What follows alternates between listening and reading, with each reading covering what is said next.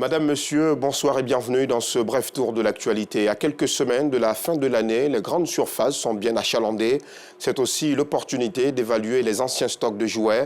Mais à Abidjan, le constat est clair. Les petits vendeurs enregistrent un grand nombre de clients à l'orée de ces fêtes de fin d'année. Mais c'est beaucoup plus timide dans les grandes surfaces. À 19h30, le constat de Yacouba qui a sillonné le marché des jouets d'Adjamé il y a une semaine. Après les plaintes des commerçants quant à la cherté de la vie durant les mois d'avril, mai et juin, place à présent à la période de l'abondance, période où les productions affluent sur les marchés. Malgré cela, dans certaines communes du district autonome d'Abidjan, certains commerçants véreux continuent d'augmenter le prix de certaines denrées alimentaires.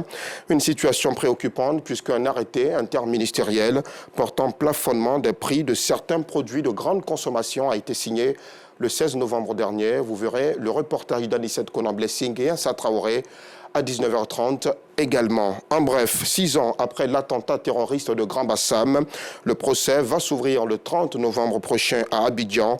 Selon l'AFP, la chambre de l'instruction de la cour d'appel d'Abidjan a renvoyé devant le tribunal criminel d'Abidjan 18 personnes pour des actes de nature terroriste en relation avec une entreprise collective ayant pour but de troubler gravement l'ordre public par l'intimidation ou la terreur. L'attentat djihadiste dans la ville balnéaire de Grand Bassam a fait, souvenez-vous, 19 morts, dont des ressortissants européens le 13 mars 2016. Il s'agit d'ailleurs de la toute première attaque sur le sol ivoirien. Toutes nos pensées les plus émues aux victimes et à leurs parents. Un mot de football dans cette édition avec l'entrée en lice des Lions de la Teranga, les Lions sénégalais à la Coupe du Monde 2022 au Qatar. Un match très disputé en ce moment même face aux Pays-Bas. Dans la commune de Trècheville, les supporters sénégalais se sont rendus au travail, parés de gadgets et de maillots à l'effigie de leur équipe nationale. Le reportage d'Abdelaziz Guira qui nous a ramené un plat de tchèp dans notre prochaine édition.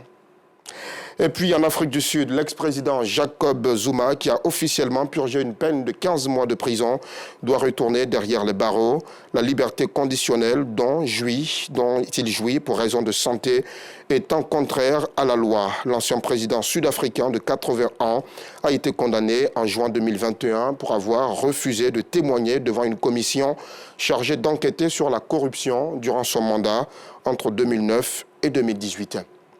Et pour finir, ces images de mélancolie, de désolation, surtout en Indonésie, où un tremblement de terre de magnitude 5,6 survenu ce 21 novembre sur l'île de Java a fait au moins 56 morts et plus de 700 blessés. D'importants dégâts matériels sont déjà déplorés.